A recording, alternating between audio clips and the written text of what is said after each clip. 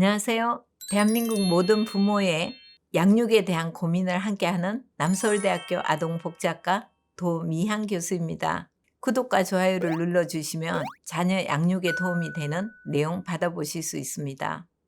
오늘은 변덕스러운 아이 키우는 것에 대해서 조금 말씀드려 보겠습니다.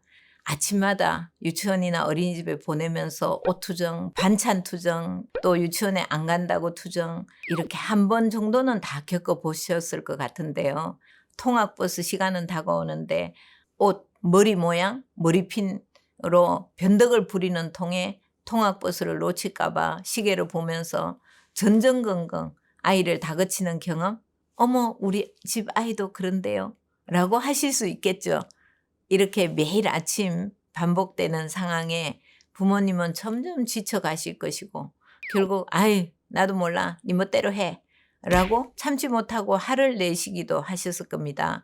분명 아이가 요구하는 대로 해준 것 같은데 계속 변덕을 부리는 우리 아이, 정말 왜 그러는 걸까요? 오늘은 변덕스러운 아이들과 그에 따른 부모님의 어려움, 그리고 효과적인 코칭 방법에 대해서 이야기하려고 합니다. 아이의 변덕의 원인은 다양합니다. 그중 일반적인 5가지 원인을 말씀드려 보겠습니다. 첫째는 성장과 발달에 대한 부분입니다. 아이는 성장하고 발달 단계를 거치면서 다양한 행동과 선호도를 경험하게 됩니다. 한참 성장과 발달하는 시기에는 자주 아이의 마음이 바뀌고 또 변덕스러운 행동을 충분히 보일 수 있습니다. 두 번째는 자아 발견입니다.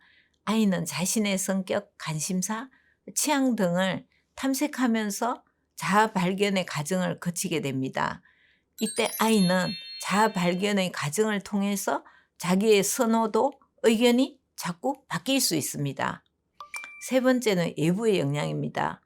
가족이나 친구, 또 교육기관, 미디어 등 다양하고 빠르게 변하는 주변 환경이 아이의 선호도나 태도의 변화를 일으킬 수 있습니다. 네 번째는 감정적 요인입니다. 스트레스를 받거나 불안하거나 불편함을 가질 때, 또 혼란, 이런 것은 아이의 행동에 영향을 주고 아이가 변덕을 부리게 되는 원인이 될 수 있습니다. 마지막으로 학습과 모델링인데요. 가족 구성원 혹은 또래 친구, 미디어 등으로부터 변덕스러운 행동을 배우거나 영향을 받을 수 있습니다. 물론 아이들마다 개인적인 특성과 환경 등이 다양한 이유로 변덕을 보일 수 있습니다. 그래서 부모님께서 이해심을 가지고 아이를 관찰하여서 소통하고 지원하는 것이 중요합니다. 상황에 맞게 적절한 지도와 관리를 통해서 아이의 변덕스러운 행동을 이해하고 도와줄 수 있습니다. 자, 그럼 우리 아이들이 평상시에 변덕을 심하게 부릴 때 부모님이 염려하시는 부분이 있으시죠? 부모님 마음은 어떠세요? 화를 내고 싶어도 혹시나 아이에게 상처가 될까 염려하는 부모님의 마음을 살펴보겠습니다. 첫째, 사회성에 대한 염려입니다. 아이가 감정 조절에 실패하여 자기 중심적인 아이 또는 욕구나 감정을 올바르게 표현하지 못하는 아이로 변할까 봐 걱정하게 됩니다.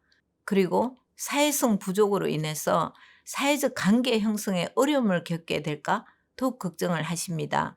이때 부모님께서는 아이의 감정과 행동을 이해하고 인정해 주는 것이 중요합니다. 사회적 상황에 대해서 학습할 수 있도록 다양한 사회적 상황에 노출시키고 연습할 수 있도록 하는 것이 방법입니다. 두 번째는 의존에 대한 염려인데요. 늘 누군가가 옆에서 원하는 대로 모든 걸 챙겨줄 수 없을 것 같아 걱정이 됩니다. 그렇지만 의존도는 아이들의 성장 과정에서 더욱 변덕스러운 아이로 성장하도록 합니다. 의존도를 개선하려면 아이에게 스스로 문제를 해결하고 독립적으로 생활할 수 있는 기술과 자신감을 갖게 하는 것이 중요합니다.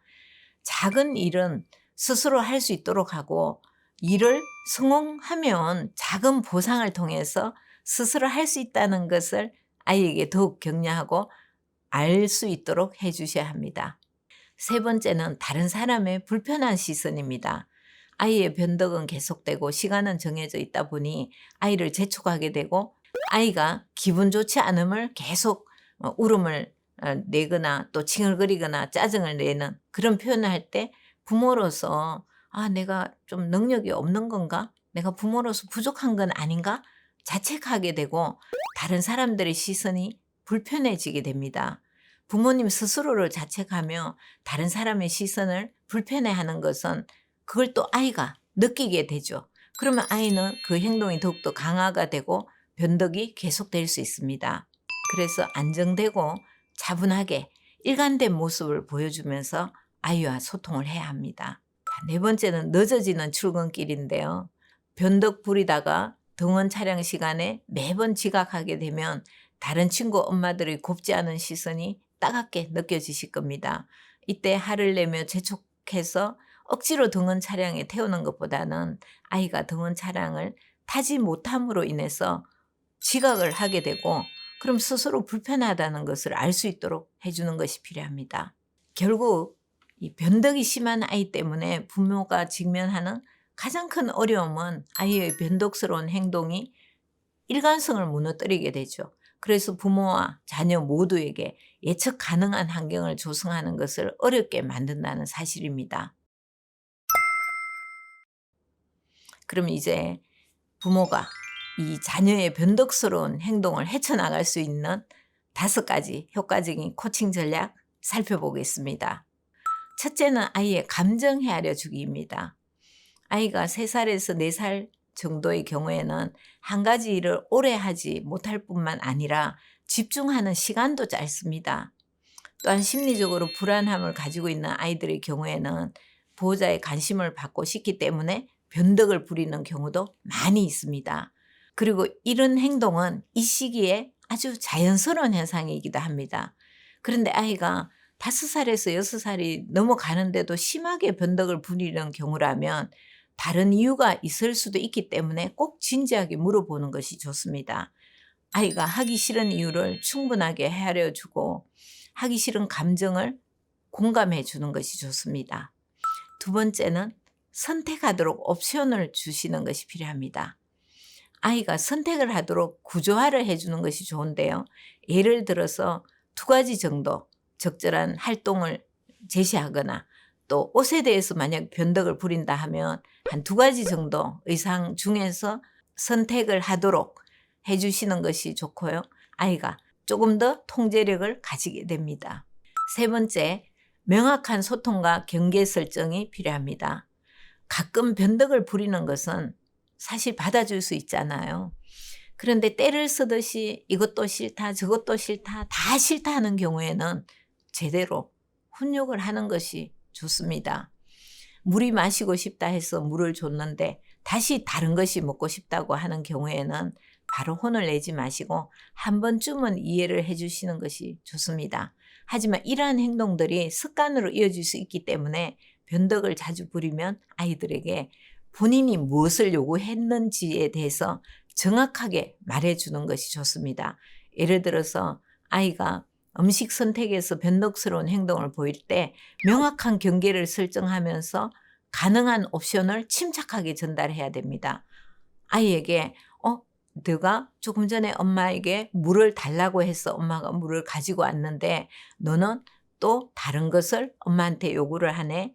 어떤 이유에서 네 마음이 바뀐 거야? 이렇게 명확하게 엄마가 의사를 전달하고 아이가 인지할 수 있도록 이렇게 해주시는 것이 필요합니다.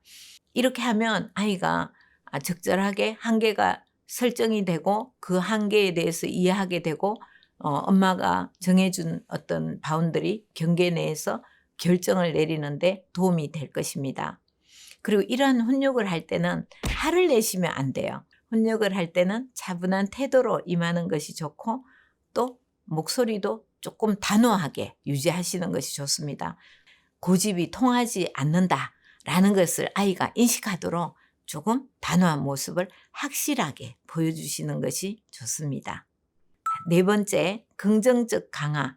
아이들의 의견을 존중하고 규칙을 지키는 것이 필요합니다. 아이들의 의견을 존중하는 것처럼 정해진 규칙을 지키는 것도 중요하다는 것을 알려주셔야 합니다. 아이와 함께 아침마다 울지 않고 싸우지 않고 시간을 지킬 수 있는 목표를 같이 세우고 지킬 수 있는 규칙을 함께 만들어 보는 것이 좋습니다. 그리고 규칙을 따르지 않을 때는 어떻게 할지도 함께 계획을 수립하고 그 목표를 이루도록 그렇게 하시는 것이 좋을 것 같습니다. 그리고 아이가 말한 대로 변덕을 부리지 않고 행동했을 때는 아이의 긍정적 행동을 칭찬하고 보상함으로써 아이가 더 나은 선택을 하도록 격려해 주셔야 할 것 같습니다. 마지막으로 환경 조성이 필요합니다. 대부분 아침에 정해진 시간에 쫓기다 보니 아이를 재촉하게 되죠. 따라서 전날 미리 준비를 해보거나 충분히 시간을 갖고 기다려 줄 수 있는 부모의 느긋한 여유로움이 필요합니다. 이때 아이의 입장에서는 부모가 나를 신뢰하는구나 라고 생각할 수 있고 그러한 변덕은 나이가 들면서 서서히 사라지게 될 것입니다. 자, 그럼 간단한 예시를 통해서 코칭 대화법 좀 알아보겠습니다. 분홍색 양말을 신었다, 노란색 양말을 신겠다고 변덕 부리는 아이의 경우입니다. 아유, 우리 서윤이가 노란색 양말을 정말 좋아하는구나. 노란색 양말은 어제 신어서 많이 더러워진 것 같은데 우리 서윤이는 어떤 걸 고르고 싶어? 이렇게 질문을 통해서 아이가 좀 선택할 수 있도록 해주시는 것이 필요합니다. 이 옷 저 옷 고르다가 등원 차량 시간이 다가올 때 대화법입니다. 서윤이가 입고 싶은 옷이 많아 고민이 되나 보네. 엄마 눈에도 다 예뻐 보여서 무엇을 입으면 좋을지 고르기가 쉽지 않네. 오늘은 이미 버스가 오고 있어서 시간이 많지 않으니까 처음에 고른 옷으로 입고 오늘 저녁에 엄마와 같이 내일 입을 옷을 골라보는 건 어떨까? 이렇게 대화를 조금 이제 한정해서 아이가 선택할 수 있도록 대화를 해주시는 거 좋을 것 같습니다. 세 번째는 체육복을 입고 등원해야 하는데 공주 옷을 고를 때 대화법입니다. 우리 서윤이 오늘 공주 옷을 많이 입고 싶구나. 현장 견학 간다고 체육복을 입고 오라고 선생님이 얘기했는데 엄마 생각에는 서윤이가 아끼는 옷이 현장 견학 가서 구슬이 떨어지고 망가져서 다시 못 입게 될까 봐 걱정이 되는데 어떻게 하면 좋을까? 이렇게 코칭 대화를 해보시면 좋을 것 같습니다. 변덕스러운 아이를 양육하는 것은 어려울 수 있지만 이러한 코칭 전략과 코칭 대화법을 사용하면 아이가 보다 일관된 행동과 더 나은 의사결정을 하도록 이끌 수 있습니다. 원인을 이해하고 어려움을 인식하고 효과적인 코칭 방법 적용하면 육아 여정에서 큰 차이를 만들 수 있습니다. 오늘도 시청해 주셔서 감사합니다. 이 영상이 부모님들의 자녀 양육에 도움이 되었길 바랍니다. 기억하세요. 부모님은 지금도 충분히 훌륭하게 잘하고 있습니다. 변덕스러운 아이들과 함께 성장하면서 긍정적인 관계를 형성할 수 있습니다. 더 많은 유익한 콘텐츠를 위해 저희 채널을 구독해 주시기 바랍니다. 다음 영상에서 뵙겠습니다. 감사합니다.